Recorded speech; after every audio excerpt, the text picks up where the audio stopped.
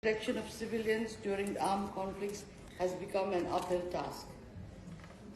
Even as we commemorate the 75th anniversary of the Geneva Conventions, the principles designed to protect civilians are being systematically ignored or misinterpreted by the resourceful and powerful countries. Mr. Chair, it is a bitter reality that no country is immune to the deteriorating impact of the Russia-Ukraine war and the ever-growing conflict in the Middle East.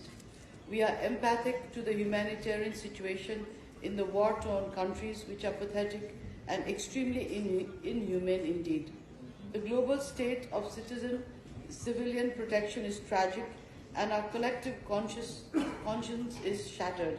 Nowhere is this more evident than in Gaza, currently, where the humanitarian crisis is almost unfathomable.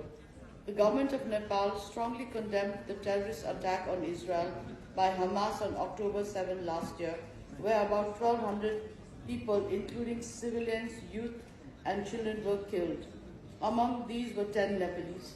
We are still waiting for the release of our citizen, Mr. Bipin Joshi, from Hamas's captivity. The devastation of Gaza on such a scale and the relentless death of civilians, however, can't be justified.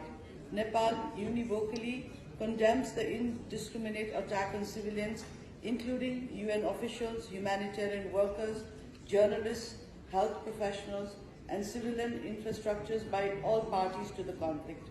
The near total destruction of homes, schools, hospitals, and basic infrastructure has left the entire population living in constant fear of deaths, let alone have access to food, education, health, and clean water. No one is safe in Gaza, neither civilians, nor children, nor humanitarian workers, or UN personnel. In fact, the casualty numbers are becoming increasingly and unbelievably tragic. To our utter dismay, the West Bank is also facing increased settler violence, forced displacements, and widespread human rights violations. Mr. Chair, we continue to fail to stop wars, bring solutions to the problems, and restore peace and tranquility across the world. We are not even successful in giving hope and positive gestures to end the wars. In fact, negotiations for peace seem to be losing their way. This situation must end immediately.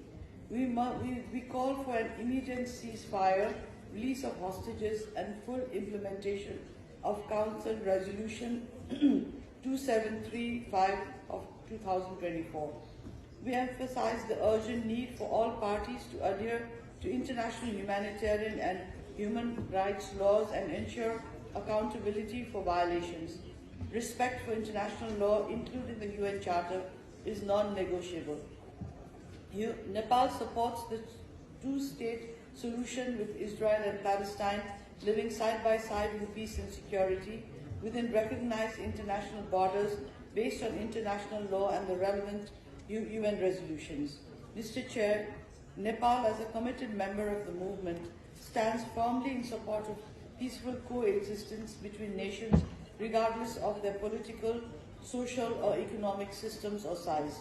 The Palestinian cause remains central to our movement. NAM should continue calling for a ceasefire, halting illegal settlement activities in the West Bank, and promoting initiatives that facilitate humanitarian assistance and post-conflict reconstruction and development in Gaza. Above all, it is incumbent upon the international community to consistently and constructively push for the two-state solution so that Israel and Palestine can live in perpetual peace. Let us unite in our collective call to bring peace in the world. Thank you, Mr. Chairman.